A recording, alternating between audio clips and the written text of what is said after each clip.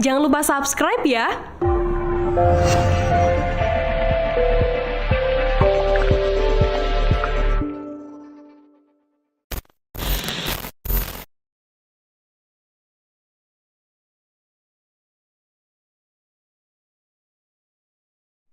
Baharudin Yusuf Habibie atau lebih dikenal B.J. Habibie adalah seorang insinyur sekaligus politisi Indonesia yang menjabat sebagai Presiden ketiga Indonesia tahun 98 hingga 99. Ia lahir di Parepare 25 Juni 1936. Habibie dikenal karena kontribusinya yang sangat signifikan dalam industri kedirgantaraan sebelum beralih ke dunia politik. Habibie belajar teknik pertambangan dan kedirgantaraan di Jerman.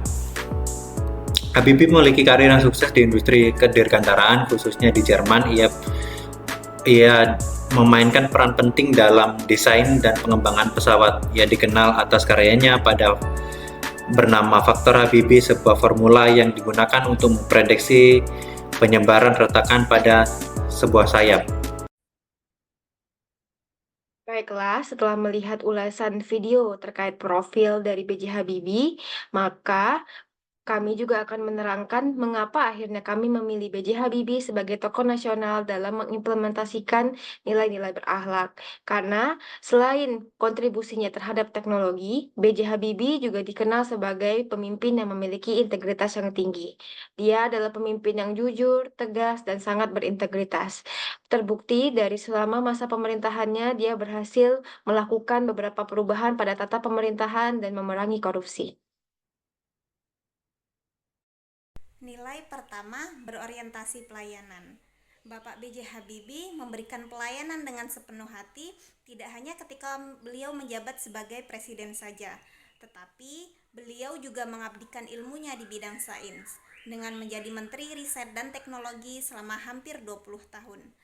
Salah satu buktinya yaitu dengan penemuan-penemuan beliau yang fenomenal di bidang industri pesawat terbang. Nilai kedua, akuntabel. B.J. Habibie dikenal sebagai seseorang yang sangat akuntabel dalam berbagai aspek kehidupan dan kepemimpinannya.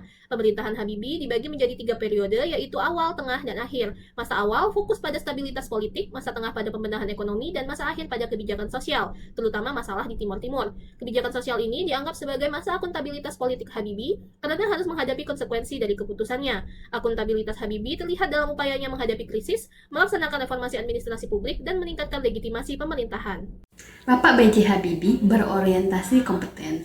Hal tersebut dibuktikan dengan Bapak B.J. Habibie sebagai Menteri Riset dan Teknologi pada tahun 1978 sampai dengan 1998 memiliki latar belakang atau background pendidikan yang sangat kompeten dengan bidangnya, yakni pada tahun 1954 Presiden kita Bapak B.J. Habibie itu berpendidikan ya, melaksanakan pendidikan di Teknik Mesin ITB. Kemudian dia melanjutkan lagi pendidikannya yang selanjutnya di teknik penerbangan spesialisasi konstruksi pesawat terbang itu di Jerman pada tahun 1955 sampai dengan 1965. Jadi dia kemudian menjadi Menteri Riset dan Teknologi itu dengan sangat kompeten, dengan sesuai dengan bidang pendidikan yang dimilikinya, background pendidikannya sesuai.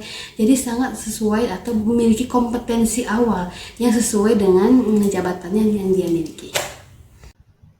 Selanjutnya, harmonis. Harmonis yang dimiliki oleh Bapak B.J. Habibie adalah sikap dan perilaku dalam membangun kerjasama, jalinan kerjasama, serta mampu menciptakan hubungan harmonis dengan rekan kerja, seperti pengembangan industri keuangan syariah, perkembangan ekonomi syariah, kerjasama dengan organisasi internasional, dan keharusan pendidikan dan penelitian. Nilai kelima, loyal.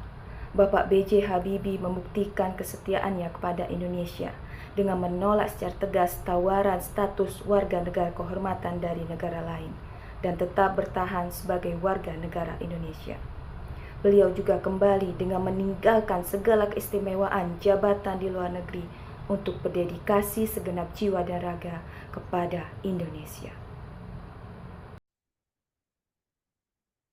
Bismillahirrahmanirrahim. Assalamualaikum warahmatullahi wabarakatuh. Nama saya Tri Bayu Norito, NIP 19891122 2024061001. Saya akan menanggapi salah satu sosok yang sangat berpengaruh di Indonesia, yaitu Bapak B.J. Habibie, dari perspektif nilai adiktif dan kemampuan adaptasinya yang berkontribusi pada kepemimpinan dan pencapaiannya. Sebagai tokoh penting dalam sejarah Indonesia, sebagai Presiden Republik Indonesia yang ketiga dan seorang teknokrat, Habibie harus menghadapi banyak tantangan dan perubahan. Kemampuannya untuk beradaptasi dengan situasi yang berubah-ubah, baik dalam konteks teknologi maupun politik, menunjukkan ketahanan dan fleksibilitas yang merupakan bagian dari nilai adaptifnya. Ketika menghadapi tekanan politik dan krisis ekonomi, Habibie pun mampu menyesuaikan strategi dan pendekatannya untuk mencapai tujuan jangka pendek negara Indonesia. Demikian, Assalamualaikum warahmatullahi wabarakatuh. Nilai ketujuh kolaboratif dapat dilihat melalui upaya Bapak B.J. Habibie dalam bekerja sama secara multilateral dengan World Bank, Asian Development Bank, International Monetary Fund atau IMF untuk realisasi pembangunan ekonomi Indonesia dan mitigasi krisis moneter, sehingga Bapak B.J. Habibie mampu memupuk kepercayaan internasional dan memperkuat nilai tikar rupiah sebanyak 34%. Oleh karena itu, beliau dikenal sebagai sosok penyelamat rupiah. B.J. Habibie, seorang ilmuwan dan presiden yang berdedikasi tinggi bagi bangsa dan negara. Dari sosok beliaulah kita mendapatkan banyak pelajaran bagaimana mengimplementasikan nilai-nilai berakhlak dalam kehidupan keseharian kita, dalam kehidupan di lingkungan kerja kita. Oleh karena itu, marilah kita menyerap inspirasi dan keteladanan sebanyak-banyaknya dari seorang B.J. Habibie.